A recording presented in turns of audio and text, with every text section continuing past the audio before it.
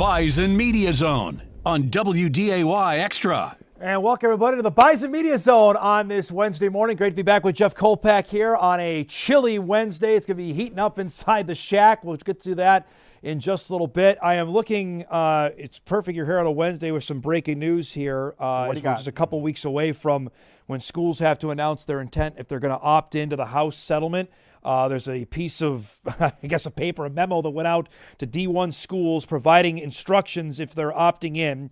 The defendants are named are all the big conferences, ACC, Big 10, Big 12, Pac-12, SEC, because they're required. They're going to require to do this. But it says in this, if your institution intends to deliver additional benefits to student athletes pursuant to the proposed settlement in the House litigation during the 25-26 academic year, each school is required, even if you're not opting in, to respond to this about what your intentions are for next season. So is there anything in there, and I'm guessing there's not, on Title IX requirements No. for those that opt in? Because That also happened today. Well, let's I mean, to look at that, so if you opt in, you can spend up to $20.5 million from your budget or wherever you get it from for NIL collective or whatever you want to say.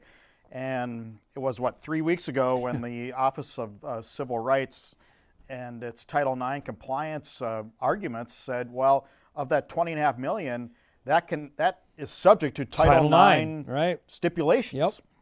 Yep. And that has not been addressed in No, this and memo. then that was actually struck down this morning. Now, it wasn't an official ruling, but it was now it was canceled this morning by the Trump administration. It was one of the last things the Biden administration tried to get through. Literally, I think it was 2 days before Biden was done as president, because the order of that, Jeff, for schools, they would go football, then they would go men's basketball, then they would go women's basketball, which inherently is not fair to women's sports. But if the schools are left to decide on how they're going to spend their NIL money, that's the way it's going to go. So they can spend $18 million on football. Correct. Or basically they could spend $20 million on it and 50 or 500,000 on the rest. Okay, I see a lawsuit coming there. Yes, absolutely. And I don't blame them on that. Yep. And that's another one that's going to come down the pipe. But that's the nature of how this is. Again, Dave Richmond, I was just talking about this, without any guardrails that were set up to begin with when the NCAA started this 5.5 years ago. We're left with chaos, man. It's just such a mess. It really isn't is. it? It's just a mess. I mean, I didn't go into sports reporting to become a lawyer. I know you didn't either, but we're the amount of lawyers I've talked to or had to brush up on legal briefs over the last 2 years, it's enough to shake your head at. And again, I just the language of it all. Yes. And when you look at that memo, I thought I was pre-law at one time in college, but maybe that's pre-med. I can't remember. So as it stands now from your reporting, NDSU will not opt in for this upcoming year. And that was 2 weeks ago, and Matt Larson said 99.9% sure that they were not going to opt in, but he said things could change. And obviously, I mean, they can change in a moment's notice. Yes. I don't know if this changes it, but Montana State and Montana now are opting in. Yep. Looks like Southern Illinois is going to opt in too in the Missouri Valley Conference. Well, that's interesting because it's the downside is you have 105 player roster cap. Talking about football, yes. But if Montana State now offers all 105 players a full ride, does that change NDSU's thought process? Boy, where are you getting that money first? Okay, and the answer to your question is yes, it would have to. NDSU, and I'm almost positive, and I've heard this, that if they have to go to 105 scholarships, so they will go to 105 scholarships, they can afford it, they'll be able to raise the money. But if Montana State goes to 105, Montana goes to 105, can't imagine Southern Illinois going to 105, but maybe, who knows. But, and remember, in FCS, you have 63 scholarships, but you can spread that out over 85 equivalencies. So you've got an opportunity to do that. If you opt in, then you've got to go the full boat to go and do that. And you go 105 full rides. That's a significant difference. Yeah, that's a lot of for some schools, especially FCS schools. We talked about this. Where is that money coming from in some of these and if places? everybody starts opting in, and the teams that can afford to go to 105 scholarships, again, it separates the haves and have-nots in FCS even more. It's already bad. It's already 4 or 5. Or, it's even going to be more than those 4 or 5 that have the 105 full boats. It's the reason why there's so many coaches that are getting out of college football going to the NFL. Tyler Roll is the next on that. And we reflected on this on a text chain yesterday. Roll officially is heading to the Detroit Lions to be an offensive assistant coach. That this time last year, he was heading to Tennessee State. Amazing. Right? Yep. He was heading Tennessee State to work for Eddie George. Left here. I think he obviously thought he should have gotten the head coaching job. That didn't work out. Things didn't leave here on the greatest of notes. Went to Tennessee State. Was going to spend the year there, and hopefully Eddie George and he would piggyback off that name. Well, he gets this job at Iowa State not long later. Yeah, about a month after that. And now he's going to the Lions, and Dom, once you are in the NFL fraternity, and we have found this to be true over the years with NDSU coaches, Gus Bradley gets in at Tampa Bay. He's still in. He's at the 49ers now as a assistant head coach. Bobby Babich. Both of them, yeah. Yep. Scotty Hazelton, Now Connor Riley is the latest. Connor Riley gets the job. Yeah. Todd Wash. Yep. He's been 2 or 3 places. Yes. Once you are in that fraternity, it's tough to get kicked out. And so good for Tyler. At one time you think, okay, he's headed to Tennessee State. Think about this. Maybe he'll get qualified somehow to come back and be head coach at NDSU. And when Tim Polisic moves on, he'd take that job. Well, now that he's in the NFL, that's not happening. Nope. It's remarkable when we were having the discussion about who was going to be the next head football coach, and we really thought it was between those two, between Polisic and Roll, how this has worked out for both of them. Right. And now as you look at it 15 months later on the back end of it, you just kind of shake your head on that Roll this time last year was bitterly disappointed he wasn't the Bison football coach. Now he's going to be in the National Football League. Well, obviously he's proven to be a good coach at Iowa State, and he's proven to be a good coach here. Dan Campbell and Matt Campbell, not related, but I'm sure they talked. And Dan Campbell at the Lions said, tell me about this guy. Obviously, he impressed Matt Campbell to the nth degree. And now he's in Detroit in the NFL. It's remarkable. He's back in the NFL. Yeah. He's there at the Seahawks until he got hurt. Playing days. Exactly right. Speaking of running back, the Bison made it official this week with Sam Ojuri, now part of Tim Polisic's staff, to finish that out. Hired as the running backs coach. We had a chance to visit with Sam on Monday. He was grinning ear to ear to be back in Fargo. And this is a guy that he's going to recruit Chicago. That's an area obviously he knows well. He's a Chicago suburb guy. I'm really interested to see how this transforms the Bison running back room, knowing they have Marty Brown, Barika Penu back. Miles Money Mitchell is already here and part of spring football for next month of what this is going to look like going forward. Yeah, obviously a proven guy. He proved himself at Illinois State, and when we talked to him, he was in the car business for a couple of years after his career was done. And decided to get it back into coaching. This was the easiest assistant coach to ever peg ever who was going to be hired, because it was Tim Polisic who helped him the break in getting the job at Wisconsin Stevens Point. Polisic was there for 3 years before he came to NDSU. So it was Tim that helped him get into coaching. And obviously Tim kept in touch, and he told the story this year on how they spent like 8 hours together at his house and at a camp. So when Randy Hedberg retired, Jake Landry goes to quarterbacks coach. The running, again, this is the easiest. Slam dunk. It was an absolute slam dunk, right? What I'm intrigued about is now the quality or the kind of running back that NDSU will go and recruit. Because I asked Sam about that, and he goes, I'm more of a straight-up guy. John Crockett was that same mix. I think Bruce Anderson was in that. I don't know if they've had that kind of running back over the last – that's not – Barika Penu might be in that kind of straight up kind of running style, but they haven't had it in a long time. Yeah, I guess I didn't get into the philosophy of the straight up versus the Marty Brown's more the lower to the ground power guy. Sam's 6'1". That's the kind of running back they just haven't had over the last little bit. They haven't had the breaker. They're looking for that. They didn't have they won a national title this year, Dom, without a guy who could legitimately, bust one at a moment's notice. Correct. It was close on a couple times. Marty had a couple of them.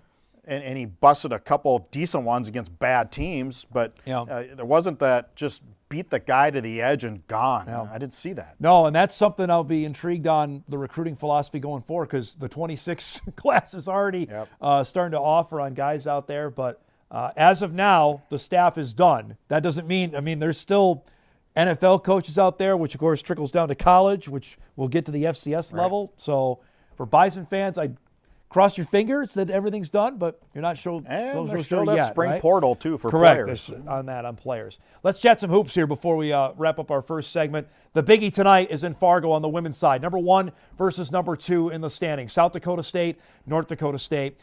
We have done this so many times, but I'll throw the numbers out you because they're unbelievable. The Jackrabbits have won 23 games in a row against the Bison. The last time NDSU beat SDSU was January of 2015. That game was played at the Shields Arena on South Fargo. It's been 3,600 days since they last won. All that history aside, the Bison, I think, over their last couple years have played their best ball against SDSU. I would think the last 4 or 5 games they matched up. They've closed the gap, and I think there's been a couple times where the Jacks actually looked mortal this year. But you forgot one stat, Dom. They've won 58 Summit games there's that in a one row. too. 58 Summit games in a row. Yeah. And so it's just remarkable. It's every bit of a dynasty at that level that NDSU is at the FCS football level. Yeah.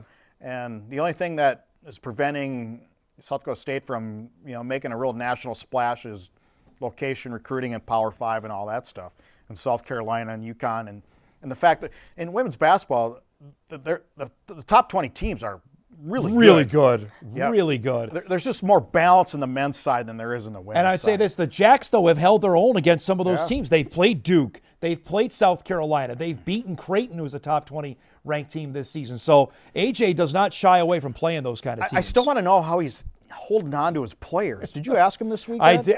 He said that's a lot of it goes with culture. They want to go to a place where they win. Okay. And they're one of 5 teams They're in winning Division over I money. that don't have any transfers on their roster. Now, on the Bison side of this, they were tied in Brookings with 3 minutes to go. And here's the difference, Jeff, that SDSU outscored the Bison 8-0 in that game. Same thing happened at the Summit League Championship game last March. NDSU can't have any of those stretches where they don't score any points, or obviously they're not going to win. Well, I want to do another football reference to this, is how many times have you seen the Bison win that fourth quarter? Yeah. It's usually the better program. Tradition counts, man. Tradition counts. You have that aura of, this team always wins when it counts. Other players know it. Other coaches know it. Until somebody does that to South Dakota State, I don't see things changing, because when they get to the fourth quarter, they're just taught. They just know they're going to win. That's what good programs do. Now, often, I would say every time in this 10-year stretch, SDSU is the best player on the floor. I'm not going to suggest Avery Coonan is the best player on the floor yet, because Paige Meyer's there and Brooklyn Meyer's there. But she's in the conversation. Coonan has had 4 20-point games in Summit League play. She's going to need another one tonight if the Bison want to win. She's got more aggressive, and so she's going to have to do that. Get aggressive, go to the basket. It would not hurt to get Brooklyn Meyer into a little foul trouble. Yep. And so you can do. How do you do that? You just what you did, what she's doing there. You take it, you go to the hoop, and here's what separates her from a lot of players. She elevates. Yeah. She gets inside. And she gets over up there. players. Yep. This is not a turnaround and a little bit. She gets up there and can elevate, and that's the biggest difference. Brooklyn Meyer, though, if you've not watched her play yet, if you're going to the game or watching it on TV, she's simply one of the best mid-major players, one of the best women's basketball. Right. That's a player that you and AJ. I asked him that, like, how do you get Brooklyn Meyer to start? He just like, yeah. Is somebody giving her $100,000 down there? Do we know? I don't think she's getting that kind of NIL money, but she's awfully good. That's going to be a dynamite matchup to watch tonight for that. We'll break here on the Bison Media Zone. We come back. The Bison men are in action tomorrow night with Oral Roberts. We'll preview that, look at the Summit League standings. We got 3 weeks to go in the regular season. Back on the Bison Media Zone with Jeff Kolpak here on WDAY Extra right after this.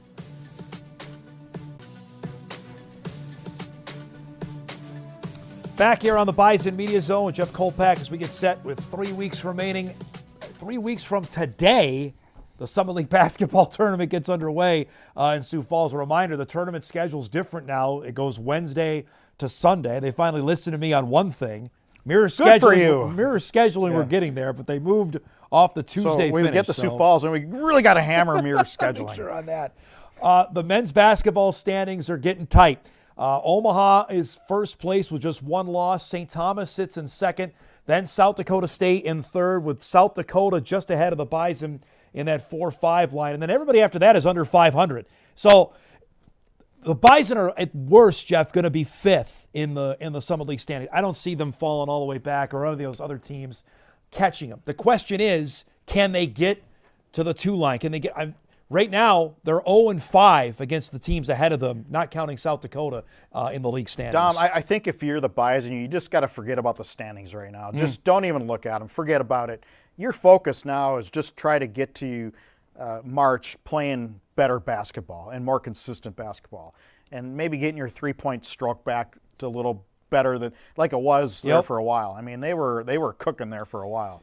And so I think that's got to be the focus. I would maybe just more simplify things. Instead of worried about where you're at in the standings and who in higher seedings, forget about it. You're not going to catch Omaha, and you're probably not going to catch St. Thomas, and so you got. I don't know if you catch SDSU either. Yeah. You know, the Jacks have 3 losses. Remember, the Bison still have to go to South Dakota State to wrap up the regular season. Yeah, I would just simplify things and just. Get back to day-to-day business. This is their 5 games they have left. They have Oral Roberts tomorrow night, Denver on Saturday. Then they still have a trip to UND, trip to Grand Forks, and South Dakota here. That's the 5 games trip they have to Brookings, left. And then yeah. So again, I just they could win it. I mean, it's not out of the question. They have won it before as a 4 seed. Yeah, it's not. I mean, that's not out of the question. But it's a matter of getting there and playing well and shooting the ball well and rebounding the ball well. I think, to me, it has a different feel than last year. Last year, it was trending in a bad direction. You could see it on the court. Yeah, I felt the players are disjointed at the end of the I year. don't have that sense here. We'll see tomorrow night. Oral Roberts is coming in, and they're not very good right now. I'd be really intrigued to see what happens there. Well, in Oral, they have one good player. Isaac McBride is the dude. It's pretty good, so you can lock down one guy, as we saw at the women's game against South Dakota last week. One player usually does not beat you. No. I don't care if she scores 47 points, Grace Larkins. It takes 5, and so if the Bison play well, they should handle Oral Roberts. And 8 o'clock tip. Later start tomorrow night. Yeah. The game's on CBS Sports Network tomorrow. Now, on the women's side, obviously we know South Dakota State is unbeaten at 11-0. The Bison have a half-game lead on Oral Roberts. NDSU is 8-2. The Golden Eagles are 8-3. And then St. Thomas, who came up here and gave the Bison a heck of a game, has the 4 spot at 6-5. Then Kansas City, South Dakota, UND, Omaha, and Denver. That's why tonight's such a biggie, because the Bison women still have to go to Oral Roberts. That's going to be a tough trip for them in Tulsa. They go to Denver as well, and they have to go to UND. So that game with UND for the Bison women comes up on Saturday. So there's still some potential pitfalls here for the Bison women. But I just don't see, Dom, that 2, 3, or 4 makes a whole lot of difference, because South Dakota State's going to get the top seed. Right. I think all those next 3, are pretty even. You're going to have to face somebody. You want to stay away, though, from SDSU as long as possible, though. That would be. But you're eventually going to have to beat them at some point. And what I think NDSU needs to show tonight is that it could compete again with the Jackrabbits. Yeah. They did it the first time down there. Now compete again. Take it down to the 4th quarter. Right, have it be a game late. At some point, if you keep doing that, you will break through. It's the odds of sports. But you got to keep hammering away and have the ability to take this team down to the last 2-3 minutes. If you could consistently do that now, at some point you will knock the door down. And even if they fall short, if you can just do that tonight, who knows what happens in Sioux Falls. Let me ask you this. If they do pull it off, how big a win is that? How big is that a win? Well, confidence-wise, more than anything, it'd be huge. Yeah. It just, but again, then you have to face them in Sioux Falls. Yeah.